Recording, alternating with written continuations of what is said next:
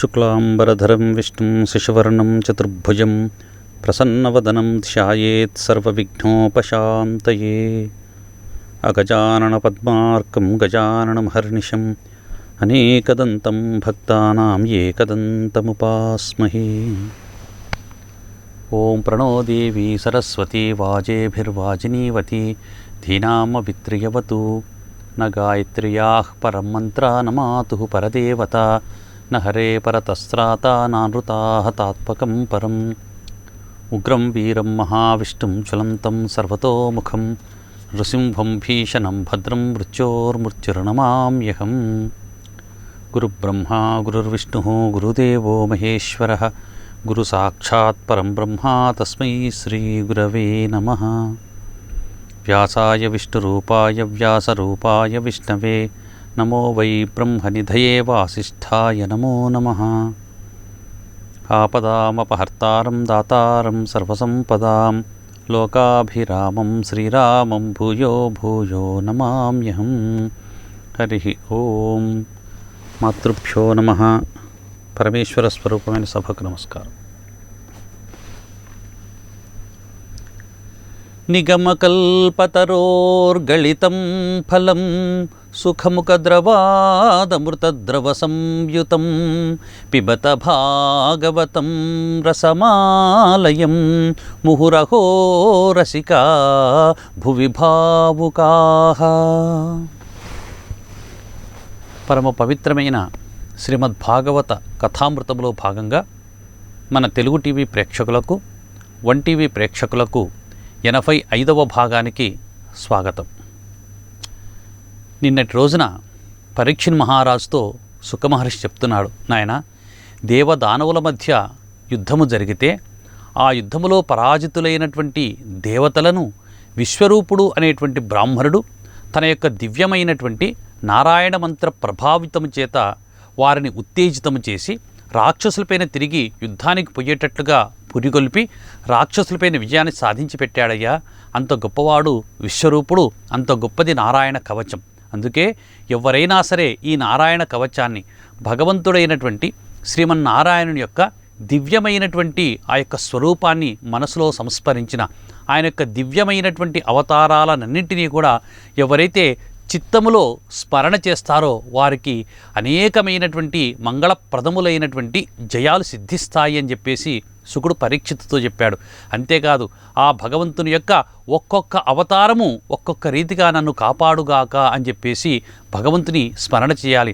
కూర్మావతారంలో వచ్చినటువంటి ఒకానొక సందర్భంలో రసాతలములో కూరుకొని పోయినటువంటిది సమస్త భూమండలమంతా కూడా జల ప్రళయం సంభవించినప్పుడు రసాతలములో కూరుకొని పోతే భగవంతుడైనటువంటి శ్రీమన్నారాయణుడు శ్వేత వరాహమూర్తిగా వచ్చేసి తెల్లటి పంది రూపములో ఆ వరాహ రూపములో వచ్చేసి తన కోరపైన భూమిని నిలబెట్టి తిరిగి భూమిని సమతలంగా ఉండేటట్లుగా చేసి యజ్ఞయాగాది క్రతువులకు అనువుగా ఉండేటట్లు చేసినటువంటి సమస్త మండలానికి ఈ యొక్క భూమండలానికంతా కూడా ప్రభువైనటువంటి శ్రీమన్నారాయణుడు సమస్తములైనటువంటి దుర్నిమిత్తముల నుండి నన్ను కాపాడుగాక అని చెప్పేసి ఆయన యొక్క దివ్యమైనటువంటి 24 నామములు అనేక రకములైనటువంటి ఉపద్రవముల నుంచి నన్ను రక్షించుగాక. నా చేత ఎవరైనా సరే ఏదైనా శత్రువుల యొక్క ప్రమాదము నా పైన పడిన శత్రువుల చేత నేను భంగపడవలసి వచ్చిన ఆ సమయంలో ఆ దేవదేవుని యొక్క దివ్యమైనటువంటి సాధనములైనటువంటి ఆయుధములైనటువంటి శంఖము, చక్రము, గద ఇత్యాదులన్నీ, నందకము, ఖడ్గం ఇవన్నీ కూడా వచ్చేసి వారిని పిండి చేసి తుత్తునియలు చేసి నాకు విజయాన్ని సమకూర్చి పెట్టుగాక అని చెప్పేసి ఆయన యొక్క విశేషమైన ఆయుధాలను కూడా స్మరణ చేయాలి. ఆయన శేష పానుపైన శయనించి ఉంటాడు. అలాంటి శేషుడు విషపూరితమైనటువంటి ప్రయోగాలు నాపైన ఎవరైనా ప్రయోగించినా ఆ ప్రయోగించినటువంటి విషమంతా కూడా ఆదిశేషుని చేత హరింపబడి నన్ను అమృతతుల్యమైనటువంటి తేజస్సు కలిగినటువంటి వాడుగా చూచుగాక అని చెప్పేసి ఆదిశేషుని స్మరణ చేయాలి. ఈ విధంగా కలిరూపుడైనటువంటి శని యొక్క ఉపద్రవముల నుంచి సాధారణంగా ఈ లోకములో కలి అనేటువంటిది యొక్క యుగ ప్రభావం చేత మనల్ని ఆశ్రయిస్తుంది. ఆ కలి ప్రభావం చేత చేయకూడనటువంటి పనులన్నీ కూడా చేస్తారు. మార్గములో ఏదైనా సన్మార్గములో నడవరా అంటే వాడు దుర్మార్గమైనటువంటి కృత్యాలే చేస్తూ అనునిత్యము కూడా ఇది శుచి, అది అశుచి, ఇది ఎంగిలి, ఇది అదే అనకుండా అన్నీ తింటూ ఉంటాడు. అనేకములైనటువంటి దుర్నిమిత్తములైనటువంటి పనులన్నీ కూడా దుష్టకార్యాలన్నీ కూడా చేస్తూ ఉన్న కారణం చేత వాడికి శని పడుతుంది. మరి అలాంటి కలిరూపుడైనటువంటి శని యొక్క ప్రభావం నుంచి కలికి రూపుడైనటువంటి శ్రీమన్నారాయణుడు రక్షించుగాక అని చెప్పేసి భగవంతుని యొక్క కలికి రూపాన్ని మనము స్మరణ చేయాలి. ఇన్ని అవతారాలు కలిగినటువంటి శ్రీమన్నారాయణుడు సర్వత్రా నన్ను రక్షించుగాక అని చెప్పేసి ఎవరైతే అనునిత్యము భక్తి శ్రద్ధలతో ఉత్తమమైనటువంటి ఆసనం పైన కూర్చొని ఉత్తరాభిముఖుడై శ్రీమన్నారాయణుని ధ్యానము చేస్తారో, ధ్యానము చేసినటువంటి వారికి సమస్త మంగళాలు కలుగుతాయి. అలాంటి వాడిని ఎవరైనా చూస్తే చాలు ఈ లోకమంతా కూడా రెండు చేతులు పైకెత్తి జోడించి నమస్కారం చేస్తుందయ్యా. వాడు ఎక్కడికైనా అన్నింటా వాడికి జయమే కానీ అపజయం అనేటువంటిది ఉండదు. అదే నారాయణుని యొక్క శక్తి, అదే నారాయణ కవచ ప్రభావము అని చెప్పేసి శుకుడు పరీక్షితుతో చెప్పి అలాంటి దివ్యమైనటువంటి నారాయణ కవచ ప్రభావం చేత దేవతలు దానవులపైన విజయాన్ని సాధించారు అని పరీక్షిత్తో చెప్పాడు. పరీక్షిత్ మహారాజు చాలా సంతోషపడ్డాడు. స్వామి, అంత గొప్పదైనటువంటి నారాయణ మంత్రాన్ని, నారాయణ కవచాన్ని ఉపదేశించి దేవతలకు ఆయన విజయాన్ని సాధించి పెట్టాడు విశ్వరూపుడు. మరి దేవతలు ముందే చెప్పారు, మీరు మాకు విజయాన్ని సాధించి పెడితే మీకు గురుదక్షిణగా ఏమడిగితే అవి ఇస్తామన్నారు కదా, గురుదక్షిణగా ఏమిచ్చారయ్యా అని పరీక్షిత్తు శుకుడితో అడిగాడు. అప్పుడు శుకుడు అన్నాడు, ఒకానొకప్పుడు ఆ విశ్వరూపుడే చెప్పాడు, మీకు విజయాన్ని సాధించి పెడతాను, పౌరోహిత్యము చేస్తే నా యొక్క బ్రహ్మజ్ఞాన శక్తి నశించిపోతుంది అన్నాడు. కానీ వీరు బ్రతిమలాడటం వల్ల వారు పౌరోహిత్యాన్ని అంగీకరించారు. అంతేకాదు దేవతలు ఆయనకు గురుదక్షిణగా నీకేమి కావాలంటే ఇస్తామని చెప్పారు. కానీ విశ్వరూపుడు అక్కడ ఒక మాట చెప్పాడు, నా యొక్క శిష్యులు అనంతమైనటువంటి తేజస్సుతో ప్రతి చోట ధర్మంగా ప్రవర్తించడమే వారు నాకు ఇచ్చేటువంటి గురు దక్షిణ అని చెప్పేసి విశ్వరూపుడు చెప్పాడు. కాబట్టి ఆ విశ్వరూపుడు ప్రతిఫలాపేక్ష లేకుండా దేవతలకు యజ్ఞయాగాది క్రతువులన్నీ కూడా సక్రమంగా నిర్వహిస్తూ ఉన్నాడు. అంతేకాదు అమరావతికి ఇంద్రుడు రాజుగా వచ్చేశాడు. దేవతలందరూ కూడా యజ్ఞయాగాది క్రతువులన్నీ కూడా సక్రమంగా చేస్తూ ఉన్నారు. ఇట్లుండగా విశ్వరూపుడు ఒకరోజు ఏం చేశాడయ్యా అంటే, విశ్వరూపుని యొక్క తండ్రి త్వష్ట, అతని తల్లి వచ్చేసి రచన, సాక్షాత్తుగా రాక్షసుల యొక్క ఇంటి ఆడపడచ్చు. అంటే రాక్షసులందరూ కూడా విశ్వరూపునికి మేనమామ వరుసలవుతారు. రచన యొక్క కుమారుడైనటువంటి విశ్వరూపునికి 3 శిరస్సులు, అందువల్లనే ఆయన్ను త్రిశిరస్కుడు అని చెప్పని అంటారు. యజ్ఞము చేసేటువంటి సమయంలో ఆ విశ్వరూపుని యొక్క 3 శిరస్సులలో ఒక శిరస్సు సోమపానం చేస్తుంది, రెండవ శిరస్సు సురాపానం చేస్తుంది, మూడవ శిరస్సు యజ్ఞము చేసేటప్పుడు యజ్ఞములో వేసేటువంటి హవిస్సుగా వారు ఉపయోగించేటువంటి ద్రవ్యమైనటువంటి అన్నాన్ని భుజిస్తూ ఉంటుంది. ఈ విధంగా త్రిశిరస్కుడైనటువంటి విశ్వరూపుడు సోమపానము, సురాపానము మరియు అన్నాన్ని భుజిస్తూ ఆ యజ్ఞమంతా కూడా నిర్వహిస్తున్నాడు. ఇట్లా నిర్వహించేటువంటి సమయంలో దేవతలకు పౌరోహిత్యము చేస్తూ, దేవతల ప్రక్కలోనే ఉండి దేవతల చేత యజ్ఞము చేయిస్తూ, యజ్ఞ ఫలితంగా వచ్చినటువంటి ఫలాన్ని కొంతమేర వారికి తెలియకుండా రాక్షసులకు పంచిపెట్టడం చేశాడు. అది తెలుసుకున్నారు దేవతలందరూ కూడా. అరేరే, విశ్వరూపుడు ఎంత పని చేస్తున్నాడు, మనము యజ్ఞము చేస్తే యజ్ఞము చేసినటువంటి హవిస్సులను యజ్ఞేశ్వరునికి సమర్పిస్తే ఆ యజ్ఞం మనకు ఆహారంగా వస్తే మనము బలిష్ఠులమవుతాం, మనము తేజోవంతులమవుతాం, అందువల్ల రాక్షసులపైన జయాన్ని సాధించాం. మరి ఈరోజు ఆ యజ్ఞం యొక్క హవిస్సును రాక్షసులకిస్తే రాక్షసుల యొక్క తేజస్సు పెరుగుతుంది, వారు తిరిగి మనపైన యుద్ధానికి వస్తే ఆ యుద్ధంలో మనం ఓడడం తథ్యము అని తెలుసుకున్నటువంటి వారై వెంటనే ఇంద్రుడి దగ్గరికి పరుగున వెళ్ళి జరిగిన విషయమంతా కూడా చెప్పారు. చెప్పేసరికి ఇంద్రుడు వెనక ముందు ఆలోచించలేదు. విశ్వరూపుడు తమకు గురువుగా ఉన్నాడు, బ్రాహ్మణుడైనటువంటి వాడు, వారికి విజయాన్ని సాధించి పెట్టాడు. అయినప్పటికీ కూడా దేవతల పట్ల విశ్వరూపుడు ద్రోహం చేశాడని చెప్పేసి తన చేతిలో ఉన్నటువంటి పదునైనటువంటి ఖడ్గము చేత వెనక ముందు ఆలోచించకుండా విశ్వరూపుని యొక్క 3 శిరస్సులను ఇంద్రుడు ఖండించి వేశాడు. ఖండించి వేసేసరికి విశ్వరూపుడు నేలపై పడిపోయాడు. అతని యొక్క 3 శిరస్సులు, మొదటిది వచ్చేసి సురాపానం చేసేటువంటిది, రెండవది సోమపానం చేసేటువంటిది, మూడవది వచ్చేసి అన్నము భుజించేటువంటి ఈ 3 శిరస్సుల్లో మొదటిది కౌజు పిట్టగాను, రెండవది కలవింక పిట్టగాను, మూడవది తీతువు పిట్టగాను 3 పిట్టలుగా ఎగిరిపోయాయి. ఎగిరిపోయి అవి ఇంద్రుని చుట్టూ భ్రమణము చేస్తూ ఆ ఇంద్రుడు విశ్వరూపుని యొక్క శిరస్సును ఖండించినప్పుడు ఆ శిరస్సు నుంచి పుట్టినటువంటి ఈ 3 పిట్టలు 3 బ్రహ్మ మహాపాతకాలుగా మారిపోయి ఇంద్రుని దగ్గరకు వచ్చేసి మమ్మల్ని అనుభవించు, ఎక్కడికి పోతావు నువ్వు తప్పించుకొనని చెప్పేసి ఇంద్రుని చుట్టూ పరిభ్రమిస్తూనే ఉన్నాయి. ఈ విధంగా తిరుగుతుంటే ఇంద్రుడు భయపడిపోయాడు. ఎందుకంటే ఇది బ్రహ్మహత్య పాతకము అంత సులభంగా పోదు, దీన్ని ఎలా వదిలించుకోవాలని చెప్పేసి ఇంద్రుడు చాలా ప్రయత్నం చేశాడు. 1 ఏడాది కాలం పాటు ఆ పిట్టలు 3 కూడా ఇంద్రుని వెంటబడి మమ్మల్ని అనుభవించు అని చెప్పేసి మమ్మల్ని ఈ విధమైనటువంటి పాపాన్ని నువ్వు తప్పనిసరి అనుభవించి తీరవలసిందే, నువ్వు చేసినటువంటి పాపాన్ని నువ్వే అనుభవించాలని చెప్పేసి ఆ పిట్టలు ఇంద్రుని నిలదీశాయి.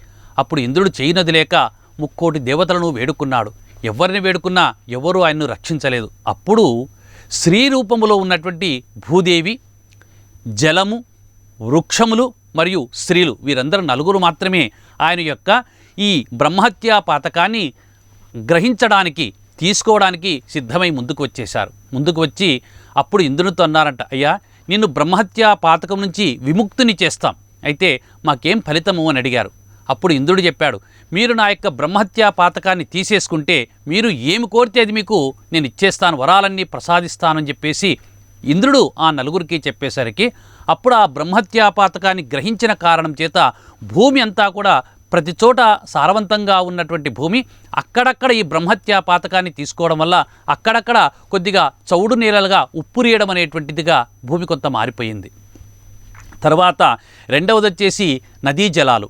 ఈ నదీ జలాలు ఎలా స్వీకరించాయి అంటే నదులలో నురగ రూపములో ఉండేటువంటి జలాలన్నీ కూడా ఇంద్రుడి యొక్క మహాపాతకాన్ని తీసుకున్నందుకు ఆ నురగ రూపంలో జలాలు స్వీకరించాయి.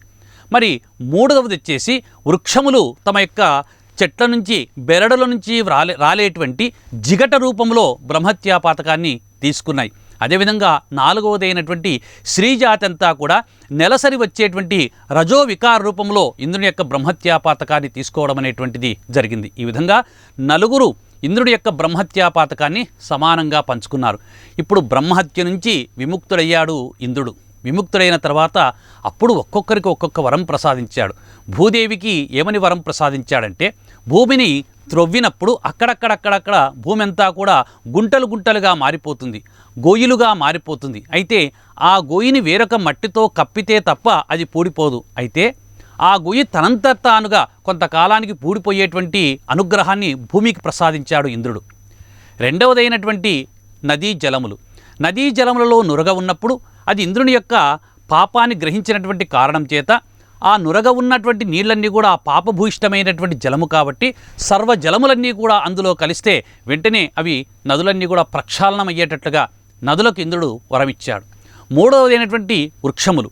మరి ఆ యొక్క వృక్షములు తమ యొక్క బెరడుల నుంచి జిగట రూపంలో కారిపోతూ ఉన్నటువంటి ఈ యొక్క బ్రహ్మహత్యా పాతకం నుంచి అవి బయటపడడానికి వరంగా వృక్షాలు ఎప్పుడైనా సరే ఎన్ని మార్లు వృక్షములను భేదనము చేసినప్పటికీ, కొమ్మలు తుంచేసినప్పటికీ, నరికేసినప్పటికీ కూడా తిరిగి చిగురించేటువంటి గుణాన్ని వృక్షాలకు ప్రసాదించాడు వరంగా ఇంద్రుడు.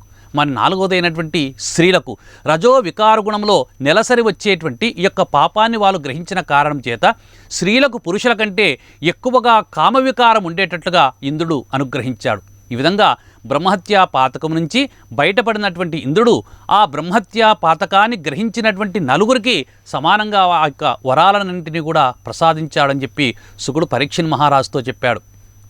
ఈ యొక్క నారాయణ కవచం వల్లనే ఆ ఇంద్రుడు అద్వితీయమైనటువంటి తేజో విరాజమైనటువంటి ఆ అమరావతి స్థానంలో కూర్చొని ఉన్నాడు అని చెప్పేసి శుకుడు పరీక్షిత్తో చెప్తే అప్పుడు పరీక్షిత్ అడిగాడు, స్వామి, విశ్వరూపుడు త్వష్ట ప్రజాపతి యొక్క కుమారుడు, మరి కుమారుని చంపితే తండ్రి చూస్తూ ఎలా ఊరుకున్నాడు స్వామి? ఆ తర్వాత ఏమి జరిగింది? చాలా ఉత్సాహంగా ఉంది, నాకు ఇంకా వినాలని కోరికగా ఉంది. ఆ విశ్వరూపుడు పరిస్థితి ఏమిటి? ఆ తర్వాత త్వష్ట ఏమి చేశాడు అని అడిగితే అప్పుడు శుకుడు చెప్తున్నాడు పరీక్షిత్తో, నాయన, విశ్వరూపుని ఇంద్రుడు వెనక ముందు చూడకుండా అతని యొక్క 3 శిరస్సులను ఖండించి ఆ తీతువు పిట్టలుగా మారినటువంటి బ్రహ్మహత్యా పాతకం నుంచి కూడా బయటపడ్డాడు. అయితే విశ్వరూపుని యొక్క శిరస్సులను ఖండించాడు ఇంద్రుడు అన్నటువంటి విషయాన్ని తెలుసుకున్నటువంటి త్వష్ట ప్రజాపతి వెనువెంటనే ఇంద్రుని సంహరిస్తాను, దేవతాలోకాన్ని సమూలంగా నాశనం చేస్తానని చెప్పేసి ఇంద్రుని సంహరించేటువంటి దిగ్విజయమైనటువంటి ఒక శక్తిని నేను సృష్టించి వాడిపైన ప్రయోగిస్తానని చెప్పేసి ఒక పెద్ద హోమాన్ని మొదలుపెట్టాడు త్వష్ట. అదియే ఇంద్రుని చంపేటువంటి మారణ హోమం. ఆ మారణ హోమం చేస్తూ ఉంటే హోమం చేస్తూ అందులో హవిస్సులను వ్రేల్చుతూ ఇంద్రుని సంహరించేటువంటి దివ్యమైనటువంటి ఒక శక్తి పుట్టుగాక అని చెప్పేసి అక్కడ త్వష్ట అనేసరికి ఆ యజ్ఞకుండములో నుంచి అనంతమైనటువంటి తేజస్సుతో ప్రళయకాలములో భయంకరమైనటువంటి అగ్ని కణములు వెదజల్లేటువంటి కన్నులు కలిగినటువంటి నల్లటి శరీరము కలిగినటువంటి భూమి ఆకాశాలను ఏకము చేసేటువంటి భయంకరమైనటువంటి శరీరము కలిగినటువంటి వాడు, వాడి అయినటువంటి గోర్లు కలిగినటువంటి వాడు, పెద్ద పెద్ద కనుగుడ్లు కలిగినటువంటి వాడు, రాగి రంగులో ఉన్నటువంటి కేసరములు కలిగి వికృతమైనటువంటి శరీరము కలిగి దినదినాభివృద్ధి చెందుతూ భూమి ఆకాశాలను తాకేటట్టుగా ఒక పెద్దదైనటువంటి భయంకరమైనటువంటి ఒక రాక్షస రూపం పుట్టుకొని వచ్చింది. అదియే త్వష్ట ప్రజాపతి చేసినటువంటి యజ్ఞగుండములో నుంచి పుట్టుకొని వచ్చినటువంటి వృత్తాసురుడు అనేటువంటి అసుర రూపం. ఆ వృత్తాసురుని సృష్టించాడు త్వష్ట. సృష్టించి, ఓ ఈ వృత్తాసుర, నీవు దిగ్విజయంగా ముందుకు వెళ్ళి దేవతలందరినీ కూడా తుత్తురియలు గావించు, ఇంద్రుని సంహారం చేసేసే అని చెప్పేసి త్వష్ట ఆదేశిస్తాడు. త్వష్ట ఆదేశించేసరికి అప్పుడు వృత్తాసురుడు దేవతలపైకి వచ్చేస్తాడు, యుద్ధానికి వచ్చేస్తాడు.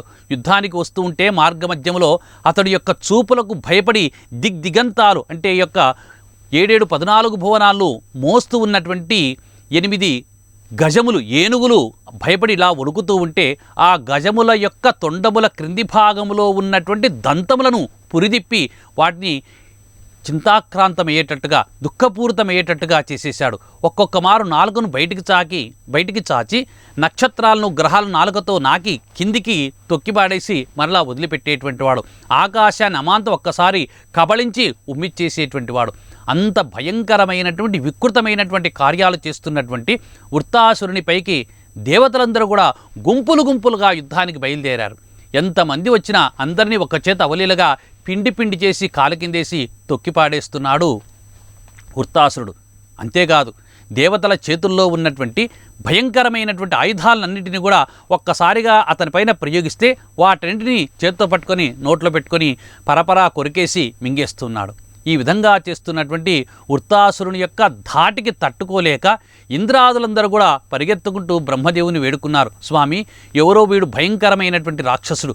ఇంతకాలము రాక్షసుల వల్ల మేము బాధలన్నీ కూడా అనుభవించి ఇప్పుడు సంతోషంగా ఉంటే వీడెవడో రాక్షసుడు మా పాలిట మృత్యువై కూర్చున్నాడు. స్వామి, దయచేసి కాపాడు కాపాడు కాపాడు అని చెప్పేసి అందరూ కూడా బ్రహ్మలోకానికి పరుగులు తీశారు. అప్పుడు బ్రహ్మదేవుడు వీరందరినీ చూసి, వీరి యొక్క దురవస్థను చూసి, మనల్నందరినీ కాపాడేటువంటి వాడు ఒక్కడు పుండరీకాక్షుడున్నాడు, ఆ పుండరీకాక్షుని దగ్గరికి వెళదాం పదండి అని చెప్పేసి దేవతలనందరినీ కూడా పిలుచుకొని ఇంద్రునితో సహా ఆ యొక్క వైకుంఠానికి వెళ్ళిపోయాడు. ఆ వైకుంఠములో భగవంతుడైనటువంటి శ్రీమన్నారాయణుడు శేషపానుపైన శయనించి ఉన్నాడు. చక్కగా శంఖము, చక్రము, గదా, పద్మం మొదలైనటువంటి ఆభరణములు కలిగినటువంటి వాడై, పచ్చని పట్టు పీతాంబరము కట్టుకున్నటువంటి వాడై, మకర కుండలములు ధరించినటువంటి వాడై, శ్రీవత్సమనేటువంటి పుట్టుమచ్చ కలిగి కౌస్తుభ మణిహారాన్ని ధరించినటువంటి వాడు, ఉరస్థలములో అంటే ఎడమవైపు హృదయస్థానంలో లక్ష్మీదేవి అలరారుతూ ఉన్నటువంటి దివ్యమైనటువంటి విభూతి కలిగినటువంటి శ్రీమన్నారాయణుడు నవ్వు మొగముతో వారినందరినీ కూడా కరుణార్ద్ర దృష్టితో అలా చూసి దేవతలందరినీ కూడా చూసి, నాయనలారా ఏం వచ్చేశారు, మీకు వచ్చినటువంటి కష్టమేంటి అని చెప్పేసి అందరినీ ప్రేమగా దగ్గరికి తీసుకున్నారు. దగ్గరికి తీసుకుంటే అప్పుడు దేవతలందరూ కూడా ఏడుస్తూ రోదన చేస్తూ భగవంతుడైనటువంటి శ్రీమన్నారాయణుని చూసి, స్వామి, ఇన్ని లోకాలకన్నింటికీ కూడా మేమందరికీ దిక్కు, అందరికీ దిక్కైనటువంటి మేము ఈరోజు మాకు దిక్కు లేకుండా ఉంది. మమ్మల్ని ఒక రాక్షసుడు తరుముకొని వస్తున్నాడు. ఆ రాక్షసుడి బారిలో పడి చాలామంది అసువులు కోల్పోయారు. మా తేజస్సు, మా ఆయుష్షు, మా ఆయుధ సామాగ్రి మొత్తము వాడు తుత్తునియలు చేసేసాడయ్యా. మాకెక్కడా కూడా నిలువ స్థలము లేకుండా చేశాడు. దయచేసి మమ్ము కాపాడవయ్యా కాపాడవయ్యా అని చెప్పేసి శ్రీమన్నారాయణ చూసి అనేక సాష్టాంగ నమస్కారాలు చేశారు. దండంబు యోగీంద్ర మండల వర్తనునకు, దండంబు శార్గ కోదండనునకు, సమస్త యోగుల యొక్క హృదయాల్లో నిరంతరము వసించేటువంటి శ్రీమన్నారాయణ నీకు అనేక నమస్సులని చెప్పేసి శార్గ కోదండ మండనునకు, శార్గమనేటువంటి యొక్క ధనుస్సు, ఆ విధమైనటువంటి కోదండాన్ని ధరించినటువంటి వాడు, సుదర్శన చక్రాన్ని ధరించినటువంటి వాడు ఒకానొక సందర్భంలో ప్రాణాలు ప్రాణాలు కాపాడమని చెప్పేసి ఆర్తితో అలమటించినటువంటి గజేంద్రుని రక్షించినటువంటి ఓ గజరాజ రక్షక, రాక్షసులనందరినీ కూడా నిర్మూలనము చేసినటువంటి ఓ మహానుభావ, మమ్ములను ఈ రాక్షసుని బారి నుండి కాపాడవయ్యా అని చెప్పేసి అనేక రీతులుగా ప్రస్తుతి చేశారు. ప్రస్తుతులు చేసేసరికి శ్రీమన్నారాయణుడు సంతోషించినటువంటి వాడై, దేవతలారా మీ యొక్క భక్తికి మెచ్చాను. మీకు నా పట్ల ఉన్నటువంటి భక్తి విశేషానికి నా హృదయం పొంగిపోతూ ఉన్నది. నా పట్ల ఆకర్షితుడైనటువంటి వాడికి అన్నీ జయములే కానీ అపజయములు అనేటువంటివి ఉండవు. అంతేకాదు, మీరు అనన్యమైనటువంటి భక్తితో నన్ను కొలిచారు కాబట్టి ఈ అనన్యమైనటువంటి భక్తి ఎప్పటికీ కూడా వృథా కాదు, మీకు భవిష్యత్తులో చాలా ఉపయోగపడుతుంది అని చెప్పేసి దేవతలందరినీ కూడా దగ్గరికి తీసుకొని ఆ వృత్తాసురుని బారి నుండి బయటపడేటువంటి ఒక ఉపాయాన్ని చెప్పారు. నాయనలారా, ఇక్కడికి దగ్గరలోనే దధీచి మహర్షి అనేటువంటి గొప్ప మహర్షి ఉన్నాడు. ఆ మహర్షి యొక్క ఆశ్రమం ఉన్నది. ఆయన చాలా ప్రజ్ఞావంతుడు, వివేకవంతుడు, మహాతపోబల సంపన్నుడు, విశేషమైనటువంటి తపశ్శక్తి కలిగినటువంటి వాడు. ఆయన ఒకానొక సందర్భములో అశ్వనీ దేవతలకు అశ్వశిరము అనేటువంటి విద్యను ప్రసాదించినటువంటి మహామనీషి. ఆ అశ్వశిరం అనేటువంటి విద్య చేత ఈ అశ్వనీ దేవతలు ముల్లోకముల చేత ప్రస్తుతించబడ్డారు. ముల్లోకములలో ఉన్నటువంటి వైద్యులందరూ కూడా ఈరోజు అశ్వినీ దేవతల యొక్క శిష్యులే అని చెప్పేసి చెబుతూ ఆ దధీచి మహర్షిని ఆశ్రయించండి. ఆయనను ఆశ్రయించే త్వష్ట అనేటువంటి ప్రజాపతి నారాయణ కవచాన్ని పొందాడు. ఆ నారాయణ కవచాన్ని త్వష్ట తన కుమారుడైనటువంటి విశ్వరూపునికి ఇచ్చాడు. ఆ విశ్వరూపుడు చెప్పినటువంటి నారాయణ కవచం వల్లనే మీరు రాక్షసుల వల్ల యుద్ధములో ఒకానొక సందర్భంలో ఓడిపోయినప్పుడు వారిపైన జయాన్ని సంపాదించి పెట్టింది కూడా నా వైష్ణవీ మాయా సహితమైనటువంటి నారాయణ కవచమే. అంతటి నారాయణ కవచాన్ని త్వష్ట ప్రజాపతికి ఉపదేశించినటువంటి వాడు, అశ్వశిరమనేటువంటి విద్యను అశ్వనీ దేవతలకు అనుగ్రహించినటువంటి వాడు, మహాతపశ్శక్తి సంపన్నుడైనటువంటి దధీచి మహర్షి. ఆ మహర్షి యొక్క ఆశ్రమానికి వెళ్ళండి, ఆయనను పాదాలు పట్టి వేడుకోండి, అశ్వనీ దేవతలను వెంటబెట్టుకొని పోండి. ఆ మహర్షిని వేడుకొని, స్వామి, వృత్తాసురుని బారి నుండి మమ్మల్ని కాపాడు, మమ్మల్ని కాపాడడానికి మిమ్మల్ని అర్థిగా ఒకటి అడగడానికి వచ్చామని చెప్పేసి ఆయన పాదాలను ఆశ్రయించండి అని శ్రీమన్నారాయణుడు దేవతలకు సూచించాడు. సూచిస్తే అప్పుడు దేవతలు అంటున్నారు, స్వామి, ఆయన ఏం అడగాలి, ఏమి అడిగితే ఆయన ఏం మాకు ఇస్తాడు అని అడిగితే అప్పుడు శ్రీమన్నారాయణుడు అంటున్నారు, ఏమీ లేదు, ఆయన ప్రాణాలు తీసుకోండి. స్వామి, మీ ప్రాణాలు మాకు ఇవ్వండి అర్థి అని చెప్పేసి అని రెండు చేతులు జాచి అడగండి. ఆయన నిస్సంకోచంగా తన ప్రాణాలు ఇచ్చేస్తాడు. ఆ ప్రాణాలు ఇచ్చిన వెంటనే ప్రక్కలోనే అశ్వనీ దేవతలు ఉంటారు. ఆ ప్రక్కనే విశ్వకర్మను వెంటబెట్టుకొని పోండి. విశ్వకర్మ ఆయన శరీరములో ఉన్నటువంటి ఎముకలనన్నింటినీ కూడా ఏరుకొని 100 అంచులు కలిగినటువంటి ఒక పదునైనటువంటి ఆయుధాన్ని తయారు చేస్తాడు. ఆ ఆయుధం పేరే వజ్రాయుధం. 100 అంచులు కలిగినటువంటి వజ్రాయుధాన్ని తయారు చేసిస్తే ఆ వజ్రాయుధాన్ని చేత ధరించినటువంటి వాడై ఇంద్రుడు కథన రంగంలో ఆ వృత్తాసురునిపైన దండెత్తి వృత్తాసురుని హతమారుస్తాడు. వాడి పీడ అక్కడితో విరిగిపోతుంది, మీరందరూ సంతోషంగా ఉంటారు అని చెప్పి శ్రీమన్నారాయణుడు వెంటనే అంతర్ధానం చెందాడు. భగవంతుడు చెప్పినటువంటి విషయాన్ని మనసులో పెట్టుకున్నటువంటి దేవతలందరూ కూడా ఇంద్రునితో సహా అందరూ కూడా దధీచి మహర్షి యొక్క ఆశ్రమానికి బయలుదేరి వెళ్ళిపోయారు. తర్వాత విషయాన్ని మనము రేపటి భాగంలో తెలుసుకుందాం. స్వస్తి ప్రజాభ్యః పరిపాలయంతాం న్యాయేన మార్గేణ మహీమహీషాః గోబ్రాహ్మణేభ్యః శుభమస్తు నిత్యం. లోకాః సమస్తాః సుఖినో భవంతు. ఈ వీడియో మీకు నచ్చినట్లయితే మా ఛానల్ ని సబ్స్క్రైబ్ చేయండి, లైక్ ఇవ్వండి, మీకు నచ్చిన వారికి షేర్ చేయండి.